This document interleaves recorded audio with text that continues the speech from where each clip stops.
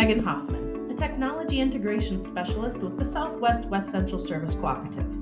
Let me show you my 3 favorite settings on the Newline Interactive Flat Panel.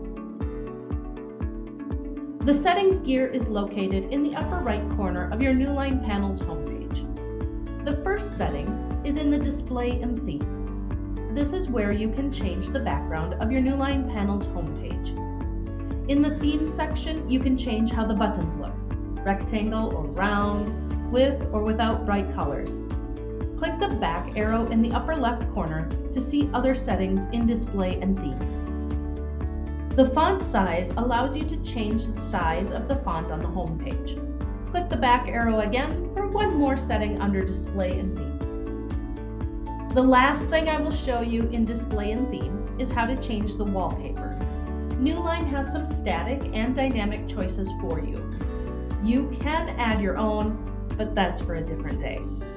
Select the one you like and then go back to the home page. Click the house on the toolbar to see your updated wallpaper. Click the settings gear again to find the second setting, which is found in Toolbar. Here you can choose if you want to be able to access the toolbar on just one side or both. You can turn off the access to either side. When the quick settings are toggled on, you can swipe up from the bottom of your Newline panel with 2 fingers to access the setting anytime without going back to the home page and clicking the settings gear. Back on the home page, click the settings gear one more time to see the third setting. This one is found in Screen Eye Filters. If you notice you or your students seem to get headaches or eye strain from all the blue light coming from your Newline panel, you can adjust the amount of blue and amber light so that it is a little more comfortable to look at your Newline panel.